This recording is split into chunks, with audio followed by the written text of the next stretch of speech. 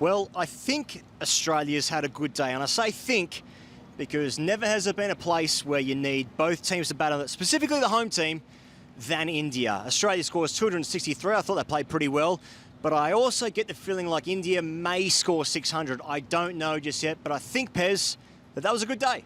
But before you answer that, Pez, I just want to thank our sponsor, CRED. And CRED, in many ways, is making this here tour happen. It's almost the reason that we're here. Almost, but they're not. We're using this scan and pay function on the CRED app throughout this entire tour. Now, give me your thoughts. I think it was a good day. Like in the press box, and we were very grateful to be there, very grateful to be in Delhi. We're in Connaught Place at the moment. You can feel the smog and the hue of the of this northern Indian city, and it's pretty fucking good to be here, to be honest. But in the press box, there was a lot of like oohing and ahhing and umming and ahhing about whether 263 was a good score. And then you start going, like, is it a good score for Australia? Or is it a good score in the context of the match? Kind of like, you know, old Jimmy got 6 out of 10 on his test. He's the dumb kid in the family. That's a good score for Jimmy. That's a good score for Jimmy. Yeah, that's right. So I've got no faith in my predictive powers. I feel like I've watched Australia bat on one wicket before and then seen India bat on a wicket that looks completely different. Yeah. But, you know, 263 is proud, and it's becoming, and it's dignified, and it's, you know, it's not chaos, and it's probably not good for view count. When we got to the ground this morning, I thought air quality was low, but vibes were high. Yes. And the vibes were purely based off what the fuck was going on with that Australian selection. So several changes were made. I suppose only a couple of changes were made. Scott Boland did not play, and they brought in Kuhnemann. I thought that the best thing you could do to be picked for this second test for Australia was to have nothing to do with the first test. That was the best. So all of us, Travis Head, best player in the world, all of a sudden back in the side. Kuhnemann, not even in the country. Get him in, and he can actually open the bowling. Yep. Those were the two changes for Australia. And then David Warner doesn't look that good. You know who'd be a good replacement? Matt Renshaw. And then when he can't open anymore and Travis Head gets dropped, guess who's opening? Heady. Looking very good in the nets there. So two things with this. So the first time in insert date here that Australia's gone with one seamer into the attack. And I do wonder if that one seamer wasn't the captain, if he'd be playing as well. And also that the Tony Dodd, the chairman of selectors, had a press conference, or he made an announcement to the media or something. An unprecedented, like, deliberate conversation with the press before the announcement of the toss, at the toss of the teams. Yeah. Just to explain why they'd done what they'd done. Yeah. And most of the press are just like, well, Australia's fucking rattled. Yeah. They're doing shit like this. But you can't win. If you're losing, you can't win. I think they fucked up. I mean, they have. They fucked up with the selection of the first test and perhaps even the squad. I mean, Agar's got himself a little trip to India because he ain't playing. I don't know what's going on with that, but I think he's basically unselected himself. He said that he doesn't feel like his red ball situation, that's not the right word, is where he wants it to be at the moment. So I feel like he is unselected himself. That's the rumour. I don't think that's confirmed. And that could be some rabble-rousing too. No. Well, Tony Donovan said that ASHWIN doesn't feel like his red ball game is where it needs to be at. So those are the words. Yeah, so that to me says that he is unselected himself. So isn't that amazing, mate? I mean, like, it's brave, I suppose. You have a spinner. Oh, I mean, I think firstly, cricketers will find it strange to hear another cricketer say, "I'm not fit to play." I did that heaps of times on a Friday night. So I got a text Skipper, I am not fit to play. I got a text from a mate who's taken some decent polls in first grade saying, like, what do you mean you can't play well in the nets? It's easy to play well in the nets. Overstep, chuck, bowl to the shit batsman, do what you got to do. But in Agar's case, he knows that he's not ready, and he said, look, I don't want to put myself through that. You know, there is an argument that it's a deeply selfless thing to do. And also, I think it's a major dagger in the heart of the prospects of Australian spin overseas, that you have somebody who is a very, very talented player basically saying, like, I am not good to go for this. And I think part of that is a systemic issue. Of course, partly is owned by the individual as well. But it's such a shame that we don't have a scenario where the discipline that we need the most over here, let's say next to top order batting, which is that left arm, round the wicket, angled spin, does not have a scenario where they can prepare adequately for the biggest challenge in the game. In the Sheffield Shield.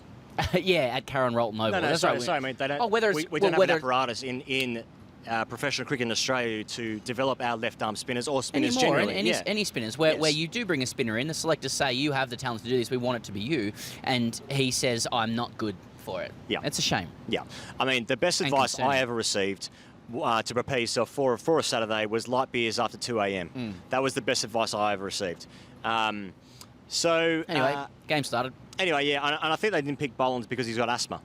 No one mentioned that. I think you picked that up before the game. The air quality is quite poor. He's asthmatic. Objectively low air quality here in Delhi, and a lot of people were like, Boland, I thought he kept it tight, but you do need that spin, you need that angle. Yeah. And I don't think people picked up the fact that if he's an asthmatic, there's no chance of bowling 10 overs here. How's he supposed to steam in with a puffer?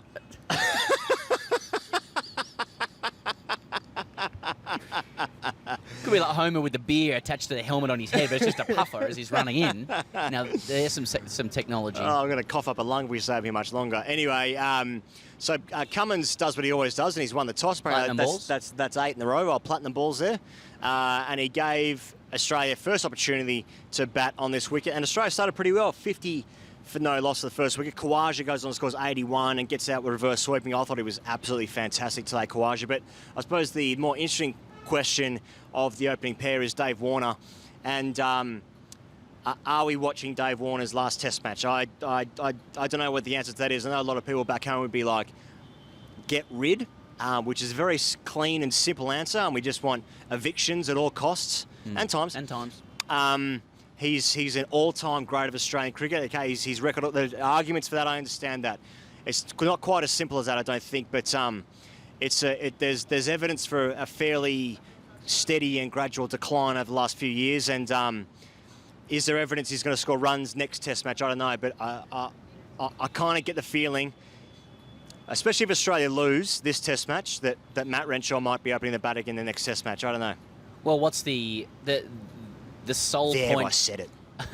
The sole point to retain Warner, if they do lose this game, which they obviously haven't yet, would be because you decide that he's Australia's batted once. Well, when we lose this game, that's right. There's a chance. I'm just saying there's a chance mathematically. That's right. But is that he's permitted to retire on his own terms, but mitigating against. Or militating against Warner being retained in the side is, firstly, if they lose this game, they've already ceded the Border Gavaskar Trophy. It remains in India. Yep. So the trophy, there's no silverware to bring home. Right. And secondly, the next Test matches are against England, where he's, I'm just, even when Mo Shami's coming in, I'm triggered by just the angle of it from what I saw in 2019. So the question becomes, if they lose this series, what's the point? Well, what's the point? I only just thought of this because the next 6 tests are in England if Australia made the World Test Championship final. Now, Australia do like to reward blokes who have legacy. We saw that recently. More legacy, more reward. Does Warner deserve the right to finish his career with a World Test Championship winner's medal? I don't know. I'm just saying that as a possibility. Yeah, I think that'll come into consideration. Yeah. But he's just watching him today live. I think the spirit is willing, the flesh is weak a little bit. Feet are gone, aren't they? Yeah, it's feet stuff. Yeah. Really, and some of us do have to deal with feet stuff from time to time in our own way. Yeah, tinea, proclivities, crease work, and for Warner, it's the latter, as far as we know. I think there's someone in New South Wales cricket who's a footman, but anyway, that's neither here nor there for now. But for Warner, he was enjoying. His feet were glued today. It was glued to the crease when it was shot. He got pinged a few times. He was off the field at the end of the day. It's just got a lot of hallmarks of, as you said, of gradual decline. Yeah, I think Australia have played well today, and they put a decent total. Now, the element of the decent totals, I would be very surprised if India make less than 263. You know, if you said this to me before, Pez. If India get bowled out for 235, I'd be like, what the fuck happened there? Yeah. And when India came back at the end of the first session there, they got Warner, they got Marnus, and then they got Steve Smith's second ball. Steve Smith is such a big one because I just feel like if Steve Smith doesn't score 130 and blokes chipping around him, I appreciate Handscomb and Khawaja. I'm about to appreciate Handscomb. that it's like, I don't think Australia can really win a test match here. That's how big that wicket is. And so, once again, the two balls that get Marnus and Steve Smith almost land in the same spot from Ashwin around the wicket. One fucking rags, and it blows Marnus's front dog off. The next ball hits the leather of the red pill, and then just slides on, catch by Bharat behind the stumps, and it's like, that's the difficulty. Like, no one knows where it's spinning, how far it's spinning, who's bowling, what their names are, where we are, where my next breath's coming from. That was the story of the day, though, wasn't it, really? Like, we're sort of going slowly here, but, like, story of the day was, like, every time Australia started mounting something incredible, it would just go bang, bang, bang. You know, like get back in your box a little bit, boys. And that's because they just have those two killers in Ashwin and Jadeja, and we saw Axar bowl as well, a couple of good catches. And, you know, the way we'll, you know, India like that is like a land of illusion, you know, like... It's illusion out of the hand. It's illusion off the deck. It's the illusion of, like, if they can just stitch this partnership together, then you know, like, you're craning your neck, you're squinting your eyes. If we can just do this, if Dad talks to me just here, whatever, you know, then maybe we can take this into a third day. You know, like that's where we're at. Like, people who follow sporting sides that are mediocre understand that. You're looking at a magic eye, you're squinting, if this happens, if this lines up or whatever. If you go for teams that are really good, you don't think like that. You're like, someone's going to do it for us. Someone's going to score that goal. Someone's going to score those runs. Someone's going to take those wickets. That's how it works. And I just feel like Australia and India, and there were a lot of good performances today, by the way. Like, I want to get to HANDSCOMB in a second. First, and Uzi Khawaja, one of his best innings, I think, until he was dismissed. But Australia's just a bit like, we're pushing, we're trying, we've got our strategies, but ultimately, like, you're just getting fucking Ashwin. You know, like Ashwin, like, started bowling today, and he can just landlord whatever end he wants. It's like, Ashwin just goes to work. He just goes, and you just know something's going to get you. Look at the ball to carry. He just speared that into the deck, and he just spat up at the top shoulder of his bat. What are you doing about that? Ashwin's going to get you. Well, you know? Obviously got to use your feet, get it on the full. Yeah, he gets it on the full. And we're talking to June. We backed June today, by the way, big time. We had a chance to talk to Star, and by we, I mean I took 2 questions on the microphone, and he stood there. Hey, but I was next to Mark Wall. I was closer to Mark Wall. That's right. The head of cricket said afterwards, he goes, "You want us to clip that up for you, mate?" Which was my fault. That was totally my fault. But and he goes had the good grace to, like, he gave me the mic. There was 4 marks between 5 fucking musical chairs. Tough times at Star. Tough times at Star. Yeah, that's right. They're like, we all have a mic. Nah, we want Sonny in the shot. But and that was cool, by the way, because now my dad will talk to me. But yeah, we were like, you know, like, we had all these plans of, like, what we're going to talk about, and then the host, my auntie, wonderful, she just goes like, Mark Waugh forgot about Nathan Lyon's 5 wickets last week. What do you think about that? And I just looked at June, and I'm like, I'm not going to sledge Mark Waugh on Indian TV. He's my hero. And Junior was like, yes, boys, let's go. And that was good shit. That was really good shit. It was a good day. It was a good day. Hey, we talked about Khawaja's innings, but you want to talk about Rahul's catch? Yeah. I thought he could have milked it a bit more. Yeah. Could have milked it a bit more. And, it was a good catch. It was a good catch. I don't know who's doing his PR or whatever, or who his mind coach is, but, like, that catch had serious air. It was a wonderful catch. It was so good, and, like, this is what they don't teach you when it comes to classic catches. Like, you're always meant to keep your balance, and he was so good that he had all the air and the time to get his legs back on the ground to balance and steady himself. Yeah. But he lost the aesthetic. Error. You know, he should have swept that leg out from under him when he took that catch and rolled triple turn, and then he would have had the affections of Indians again, because judging by our live shows, he doesn't quite have it at the moment. I've got to tell you, I felt really safe today when I'm watching a Victorian in long sleeves bat in Asia against the spin, the spitting cobra spin in Snake a fucking charming baggy green. Yeah. That made me feel fucking good. And Pete HANDSCOMB, your 72 red. Yeah, and it was red. After being dismissed off a no ball, made me feel really good. Really good. You know, when HANDSCOMB batted, 72 red aside, it was the only time when, like, the crowd wasn't oohing and ahhing with everything that was going on. Like, he was in control. It didn't look like a wicket every ball. When he wasn't batting, but when he came in, it was just like he had the whole thing under control. Yeah. And you're right, Victorian first baggy green, and then switches to the floppy. So he went through the aesthetic gears. Yeah. Can I tell you right now, I fucking hate Pete HANDSCOMB in a lid. Hate it. Hate it. Well, and that's because I've seen the heights. You've seen what it can Yeah. do. You can see where it goes. Pete, we hate you in the lid, mate. Once you've seen a gangbang, you can't go back to missionary. And the floppy is a gangbang. I'm sorry, baby. a floppy's a gangbang. Pete, you're entitled to protect your head. You're entitled to do that. If that's what you need to do, I get it, to a point. Yeah. But after that, it's floppy all the way for you, brother. I need That's more, how, I need more and more. That's right. Anyway, that was good. I mean, India stuck at it, and they've bowled out Australia in a day. Yep. And then I don't think we spoke about the innings of the day, though. KL Rahul was 4 not out. What are India? 20-odd without loss? A great underdog story. India closed the day out 21 for no loss. Yeah. So they're 250 behind starting day 2. Rohit Sharma still looks fucking good. I know I say this every time we watch Rohit Sharma bat in any format. His bat just looks so fucking big. Yeah, and he too. Scores, looks big live. Yeah. Yeah. And he scores so many runs early behind point. Yeah. Actually, Sehwag did that a little bit. Sehwag maybe less so, but but he pushed Cummins in his first over just behind square, not on the outside edge, but it's just he just looks imperious at times, and you think like, oh, can Australia just jag? Yeah, I'm gonna get my magic eye out now. Can we? Yeah, can we? So if we only just do this. Funny last night. Can we jag? Can we jag? Can we jag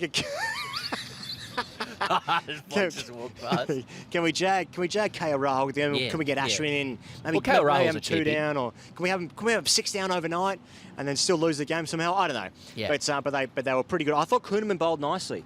Kuhnemann gets so low, you wonder if it's going to repeatable. go under the ground at some point, which he actually I'm looks repeatable and it looks consistent.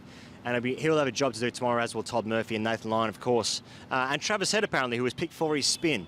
Well, Head's dismissal. I thought Head looked okay managing the spin. You know, I didn't think it looked that bad. And then he gets out the way he gets out, and it's like that shot when he hits it well is that, you know, that is the gangbang of cricket. And then when he nicks off that way, he looks like it's the fucking worst thing you've ever seen in your life. Yeah. But I don't know. I'm happy to take the highs with Heady with that. To be honest. All right, should we get into hashtag ICDC? Yeah, I put something out there. Let's see what has turned up. And now we're relying on some network. Okay, Alex McCarrick, Shastri on comms telling Haydos, we can't have too many of your lot. Alpha banter or subtle subversion of complex colonial history. Now, the thing is, Alex, these questions have not been vetted. I don't know what he's referring to when he says we can't have too many of your lot. He presumably just means in the commentary box. I think it's always, again, with a gangbang theme, like it's always a 2-on-1 scenario, which I suppose that doesn't make a gangbang, really. You probably need to go 3+, as far as I'm told from friends who indulge in that kind of thing. Yeah, I had a friend of mine, Yeah, and my whole cricket club actually was obsessed with it for a while. I know. If you listen to Patreon, there's a lot of talk about that. Yeah. What is he? I mean, Alpha Band. I mean, it's both. It's both, Alex. Okay, Gavin Dittmar. How did a spinner on debut opening the bowling actually make me feel an element of safety? Yeah. Did it? Yeah. Well, I tell you what, Western Australian stuff at the moment makes me feel really good. Western Australia got themselves into the Marsh Cup final. The Perth Scorchers obviously won the BBL. Yeah. Western Australia stuff at the moment is really good. So Kuhnemann. He's Queensland. That's though. right. Yeah, that's right. So Kuhnemann, I don't feel safe at all. Yeah, I wanted a go. Okay, Pavan Anavati, next appearances on Star Sports lunch or post-match shows. Well, we got bummed from this evening, but that's because the IPL fixtures were coming out, which people will know now because I can't believe that they decided to air the IPL fixtures instead of 5 minutes of TGC. TGC. Wow. They did brief us. They said, give us your TGC announcements for 5 minutes on Star Sports. Someone else wants to know about Star Sports. Someone else wants a ticket to the show tonight. Tane, shoe size. Yeah. Tane says, boys, he's Shammy the GOAT. Taking 4 wickets on this track. He got 4 for, did he? Where the ball is staying low like me at this point of my life. Holy shit, that's existential. And do you think 260 is enough to beat India by an innings? Kuhnemann and Murphy masterclass incoming. No, Shami had to go in reverse. He bowled fantastic. He swung it early with the new ball, hooping enormously, then it got reversing later. So he bowled really well. Deserved 4 for enormously. Rowan says, Bazball versus doctored Indian pitchers. Would they do better than you guys? Maybe. Get the Nighthawk in, mate. Oh, fucking hell. Some of the wettest shit I've ever seen. Maybe.